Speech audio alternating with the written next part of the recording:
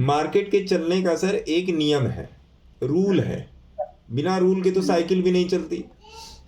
तो मार्केट हाँ दो सर। चीज़ों पे चलता है। पहला है एवरेज परसेंटाइल, एवरेज, हम्म, PERCENTILE। पहला रूल हो गया आपका एवरेज परसेंटाइल। दूसरा रूल क्या है? प्राइस का एवरेज, हम्म, प्राइस का एवरेज। अब प्राइस के एवरेज में भी दो चीज़ें हैं, प्राइस के एवरेज में भी दो चीज़ें हैं। पहला एवरेज गोज टू प्राइस, जो मैं हमेशा बताता हूँ, और दूसरा है प्राइस गोज टू एवरेज। हम्म, ठीक है।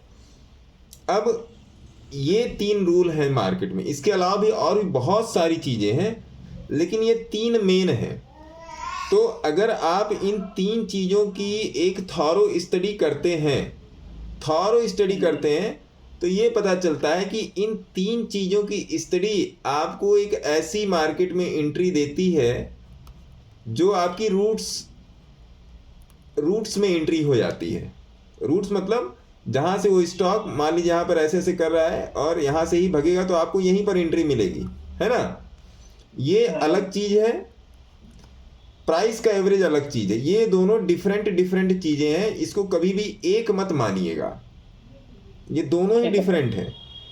एवरेज परसेंटाइल की कैलकुलेशन डिफरेंट चीज़ है, और प्राइस एवरेज मतलब एक होता है एवरेज गोज टू प्राइस और प्राइस गोज टू एवरेज, हाँ ये अलग चीज़ है। ये अलग चीज़ है और ये अलग चीज़ है। ठीक है। अब दूसरी बात क्या हो गई, उसके बाद मार्केट में और दो चीज़ें होती हैं।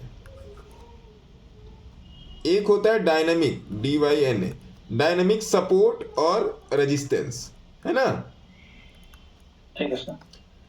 और दूसरा होता है स्टैटिक, STATIC, स्टैटिक सपोर्ट और रेजिस्टेंस। स्टैटिक मतलब जो फिक्स है, डायनामिक मतलब जो मूवेबल है, एवरेज के आसपास वाला या एवरेज परसेंटाइल के आसपास वाला। और एवरेज परसेंटाइल कोई जरूरी नहीं है वो किसी प्राइस के पास बने। एवरेज परसेंटाइल जरूरी नहीं है किसी और डायनामिक या स्टैटिक सपोर्ट के पास बने, है ना। कभी भी जरूरी नहीं है, वो अलग ही बन सकता है। बट वहां पर आपको खोजना है कि क्या यहाँ पर ऊपर जाएगा, तो वो कैलकुलेशन उसकी बताती कि हाँ ये ऊपर जाएगा। एक तो आपके ट्रेड की ये दो तीन चीज़ें हो गई, है ना। आप इन्वेस्टमेंट, अब ये चीज़ें कहाँ कहाँ पर काम करती हैं इसको भी थोड़ा सा समझ लेते कि काम कहाँ करती हैं।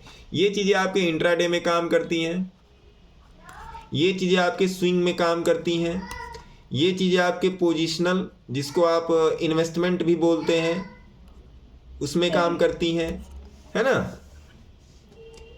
ये चीज़ें आपके 1 मंथ, 3 मंथ, 6 मंथ और 1 ईयर तक के चार्ट पर काम करती हैं। शर्त यह है कि वहाँ पे डेटा अवेलेबिलिटी क्या है ना। हाँ सर। अब जैसे रिलायंस का चार्ट है, तो रिलायंस के चार्ट में पूरा डेटा आपको मिलेगा, 2-4 साल, 5 साल, 10 साल का डेटा मिलेगा, है ना।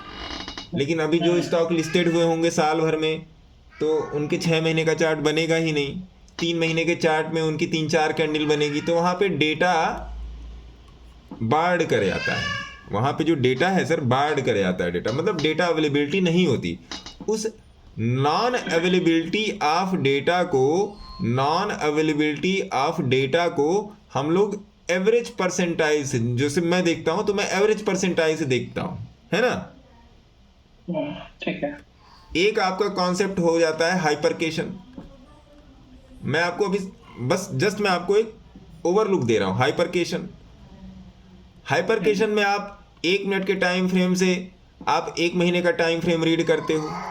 1 मिनट के चार्ट से, ये शायद किसी ने बताया ही ना हो कि 1 मिनट के भी चार्ट से 1 मंथ का चार्ट रीड किया जा सकता है।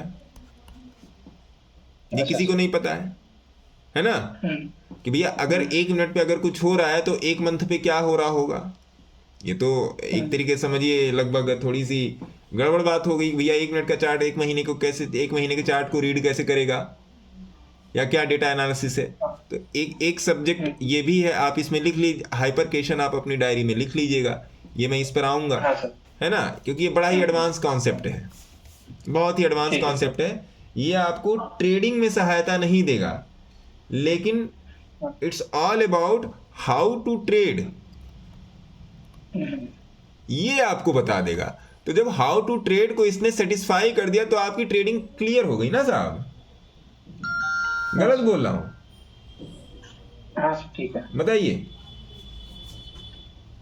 नहीं सर सही है। मतलब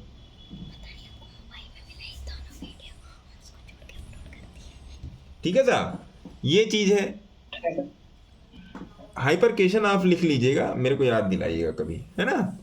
ठीक है सर, मैंने लिख दिया है, आपको हम याद दिलाएंगे। हाँ, बाकी मैंने आपको सारी चीजें बताई। अब समझना पड़ेगा कि भैया इस डेटा के साथ हम कैसे चलेंगे। हमको कैसे पता चलेगा कि मार्केट बाई है इस पॉइंट से, हमको कैसे पता चलेगा कि इस पॉइंट से मार्केट सेल है, या हमको कैसे पता चलेगा कि भैया साइडवेज है अगर मार्केट, या थोड़ा सा गिर ही रहा है ऐसे ऐसे ऐसे ऐसे ऐसे करके, तो क्या मुझे बाई में बने रहना है। ठीक है, अब धीरे धीरे धीरे धीरे मार्केट ऊपर जा रहा है, तो क्या मैं यहाँ पे सेल में अपना ट्रेड बना के रख सकता हूँ। हो सकता है थोड़ा सा मार्केट अपर साइड जा रहा हो, फिर यहाँ से धम से गिरे, क्योंकि देखिए कभी भी मार्केट तो ऐसे तो ऊपर नहीं आता और ऐसे नीचे भी नहीं आता, ऐसे ऐसे ऐसे ऐसे ऐसे करके थोड़ा मोड़ा गैप अप लेके ऊपर जाता है, फिर ऐसे ऐसे ऐसे ऐसे ऐसे करके नीचे आता है। तो ये चीज़ है। तो इन सब चीज़ों की सारी स्टडी हम लोग देखेंगे क्या होती है, कैसे होती है। दूसरी बात, कैश। लोगों को दुविधा है कि कैश में पैसा नहीं बनता, और मैं बोलता हूं कि कैश में ही अनलिमिटेड मनी है। ये आप भी जानते हो, अनलिमिटेड मनी यहां पर ही है ना। इसका यूज़ कैसे करना है ये हम लोग सीखेंगे कि कैश को कैसे अपनी अर्निंग्स का कैश को कैसे कम से कम 60% पार्टीशन दिया जाए, है ना। 60% पोर्शन हमारा कैश में कैसे आए, और हम इस 60% पे महीने का 15%, 20%, 25%, अप टू 30% भी निकलता है, और भी ज़्यादा निकलता है। जो मैंने भी स्टॉक रिकमेंड किया उसमें निकल रहा है। तो ये सब भी सारी चीज़ें सीखेंगे।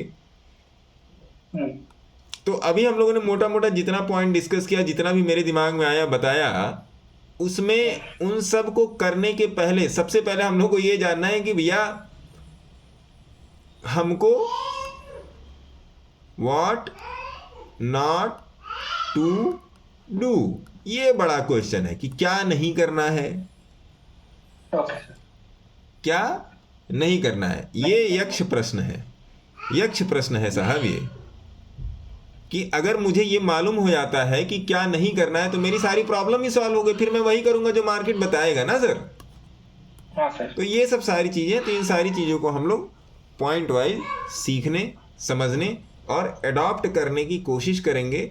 अपनी टेक्निकल एनालिसिस, टेक एनालिसिस को, अपने साइकोलॉजी को हम लोग कनेक्ट करना सीखेंगे चार्ट के साथ, क्योंकि जब तक ये टेक्निकल एनालिसिस और साइकोलॉजी इस चार्ट के साथ नहीं कनेक्ट होगी, और पेशेंस को भी हम लोग चार्ट के साथ कनेक्ट करने की कोशिश करेंगे, क्योंकि जब तक ये तीनों चीज़ें चार्ट के साथ कनेक्ट नहीं होंगी तब तक मज़ा नहीं आएगा। मज़ा मतलब प्रॉफिट, मज़ा मतलब के लिए कि एंटरटेनमेंट एक ही चीज़ होती है, वो होता है प्रॉफिट, बाकी सब मिथ्या है ना। तो इन तीन चीज़ों को हम लोग खास कर कोशिश करेंगे चार्ट से कनेक्ट करने की।